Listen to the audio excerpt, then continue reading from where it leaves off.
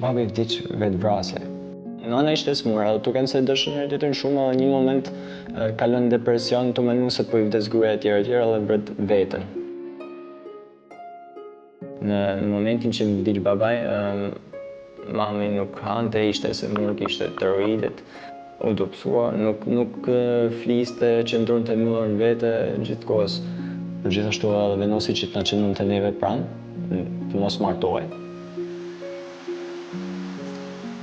Kur të vdes babai yt dhe di një person tjetër, thotë shiko ditë marrë duhet që të rritesh, të bësh burri i familjes. Ndërkohë që unë isha vetëm një fëmijë 7 vjeç në atë kohë.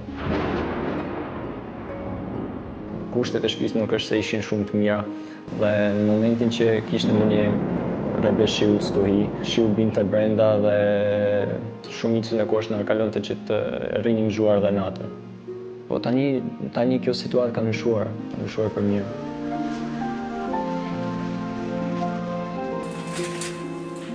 Shkolla ka qenë gjithmonë një ndër prioritetet e mia dhe të vllait tim edhe të familjes time, të nanës tame, e cila gjithmonë është përpjek që të na shkollojë neve, kështu që shkolla ka qenë gjithmonë synimi im.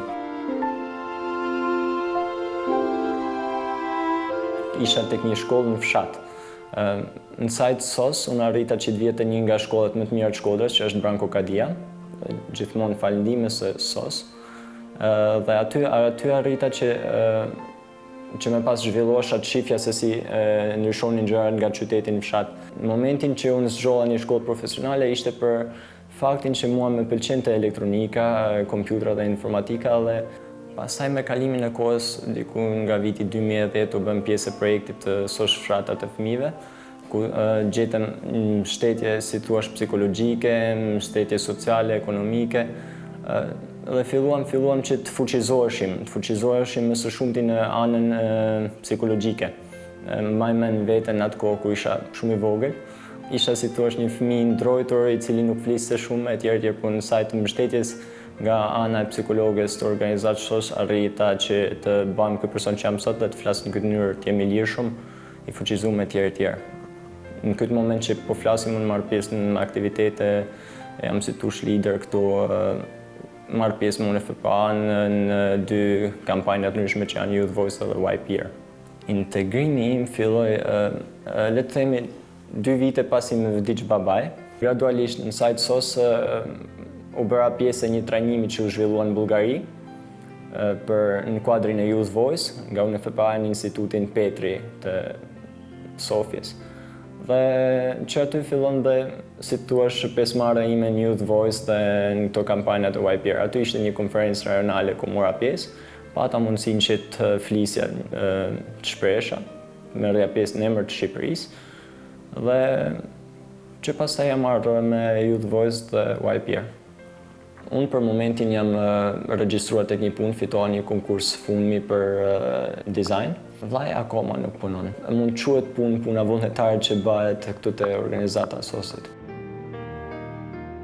Motivi im dhe i vllait është që t'i japi nënës tonë një jetë sa më të mirë. Të jemi krahu i saj ku ajo mund të mbështetet, forca që ajo gjet që të vazhdoj përpara. T'ja shpërblejmë çdo gjë që ajo ka bërë për ne.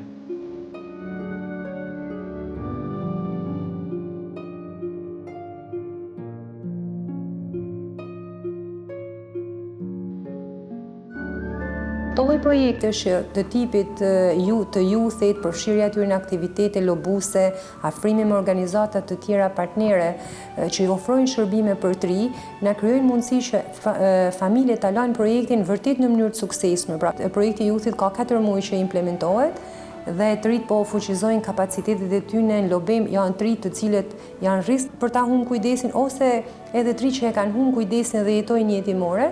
Të gjithë bashkëpunojnë dhe bashkëndajnë eksperjencat e tyre, bashkëndajnë probleme që ata i shqetësojnë dhe në të njëjtën kohë përpiqen që të gjejnë edhe zgjidhje se si mund të lobojnë dhe burime ku ata mund të kërkojnë të drejtat e tyre që i takojnë dhe të zgjidhin përritjen e tyre në pavarësi. Tashtini kemi identifikuar edhe liderë siç ishte Ditmari, siç është Mërgimi, siç është Ira, Meme, kena disa fëmijë të rinj të cilët janë fuqizuar dukshëm dhe mund të vazhdojnë edhe aktivitete lobuse pa pas nevojën që të udhëhiqen nga organizata sepse e kanë kuptuar shumë mirë misionin që ka projekti në jetën e tyre.